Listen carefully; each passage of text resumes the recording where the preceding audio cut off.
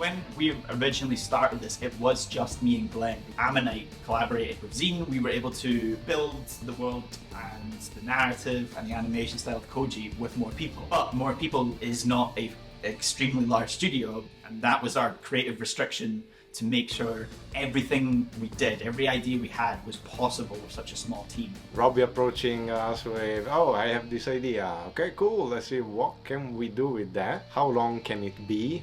Who will be part of the team?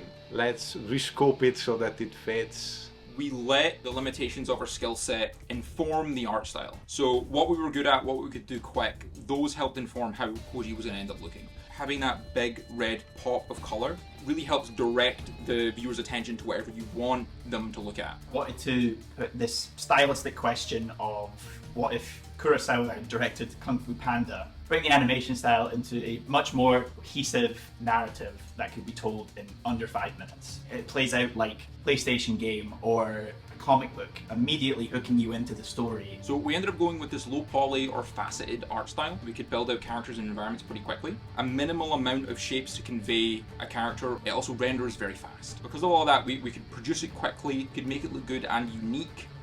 When coming up with the action, it was really important to get exposition and character across so that the action is fun. Everything should be clearly established before the fight happens. The size difference between Koji and the villain was really important so that it was a very obvious bad guy, literally an opposing force. The right-hand side of the frame all the times pushing against the good force, which is going left to right. Good reference footage is always a great foundation for what you're about to create. We obviously needed some references from good fighters, good martial artists. See and study how somebody knows how to wield a sword, how that person will walk, run, jump. So we could add all of those movements and details. Obviously, fingers and hands are really important. And luckily in the team we have Thomas, who knows how to wield a sword. During production, I was swinging swords around so that the animator could figure out certain specific moments. It was really important to get the action realistic as possible. We filmed with our action performer David.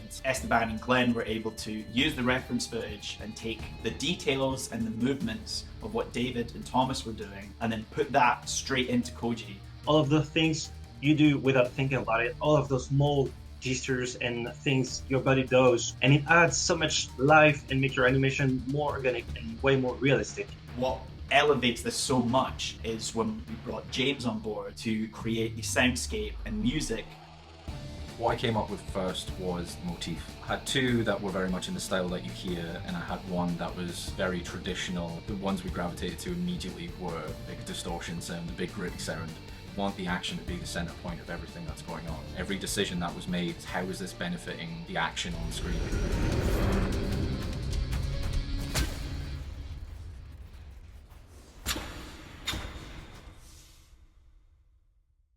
Silence is a very powerful tool. It represents Koji going back to zero, and then it's a grand build to the finale when Koji is triumphant. You might notice at the very beginning, when you hear both the gems, they are very much dissonant from each other. Then at the very end, when the two gems come together, that's them back in harmony and all is right with the world again.